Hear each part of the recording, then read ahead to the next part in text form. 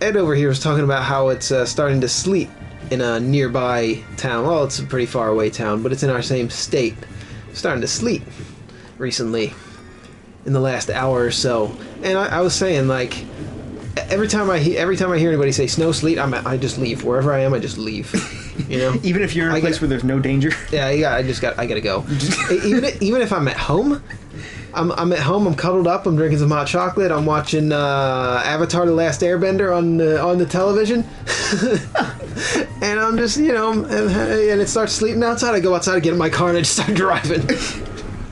That doesn't make any sense. I'm used to watching you play with the speed power. Oh, this game's fun. Oh wow, controls like a dream. Oh boy. Thought this much about it. So I kind of figured it out all in my head how a good layout for a Snowpiercer train would be. So what you're saying is I'm building a Snowpiercer. Oh. If I have one, oh yeah, I only have one heart because it's the present. She's got bit dungeons. Do you want to tell them about? Ooh, I'm gonna get this spikes. Get this spikes. Get these spikes. Get them. You're gonna die. Come on. That sucks. That was pretty rude. There we go. Those hurt you. Oh, good. Now you can go back and get yourself killed for the item. Oh yeah. I went through all the trouble, so I might as well. You might as well now.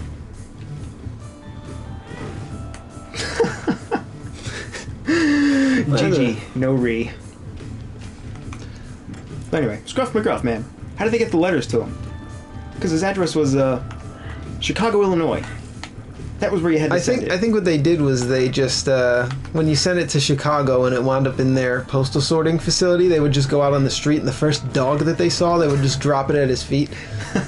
And he would somehow write a coherent response and send it back to you? No, he would just sniff it and, walk away with his owner and on other venues. Look out for that troll bomb.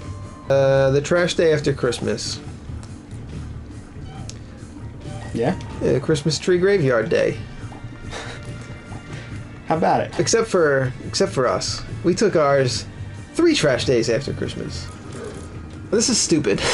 I was trying to put my Christmas tree in a sack so that I could throw it in a garbage can instead of just putting the tree out. They'll take the tree anyway, but I was trying to put it in a burlap sack. Oh yeah?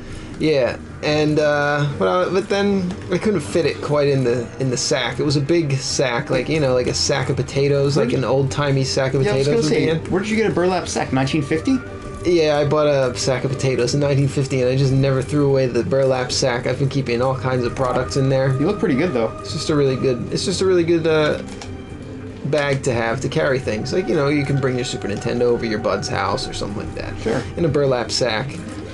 Or, if you run out of clothes one day, you can just wear a burlap sack. Like it's a child in the 1920s.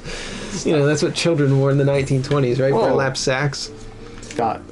So it didn't fit in the sack, and I wound up just keeping the sack. Oh, yeah? And, but the sack, like most of the pine needles, because, the tree was old and what do you call it? Wilted. No, dried out. It was old and dried out, and the pine needles just got all in the goddamn burlap sack.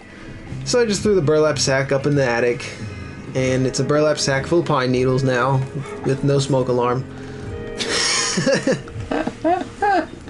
Window. Oh yeah, we were talking about Scruff McGruff earlier. I wanted to get back to that topic, and we were figuring out how they delivered all those letters. So all those letters wound up, just on the street because they just gave them to a dog, and the dog didn't take them. So they got, then what they would do is if the dog didn't take it, which it never did, right? Then, we'll just wind up in a storm drain somewhere. And all the comics, nobody ever got their comic. Because the dog couldn't deliver the comic. He couldn't deliver what was promised. Right. So all those self-addressed stamped envelopes never got to the children. And there's a warehouse somewhere in Chicago. And that warehouse burned. That warehouse burned down because there was so many old crusty dried out comics and burlap sacks full of pine needles in that warehouse. It just burned to the ground. And there was no smoke alarm in there. And that's where I lived. Run. Okay. And so I was actually a worker in Chicago. I used to live in Chicago. Right, I remember that. I worked in that warehouse. I never had to do any work because we never got any orders in for comics. For some reason, I was like, when are these orders going to start coming in? And then later on, of course, I discovered that they were giving the comics to dogs. Or not giving they were giving the letters to dogs that I was supposed to be getting to ship the kids the comics. Okay. And yeah, I was actually on duty when the warehouse started burning and I couldn't get out. You couldn't. And just by chance, there was a Good Samaritan bystander came in and pulled me out of there. I was choking from smoke inhalation, and I almost choked to death from smoke inhalation. And somebody saved me, and that man was you. And twist ending. And that's how we met. That's how we met. Yeah. So. Yep. So that's how Joe and Ed from Game Soup met. Yeah. Back in Chicago, right? Yep. The Great Chicago Fire. That was the one. Wait, wasn't there another minor fire in Chicago that wasn't that important?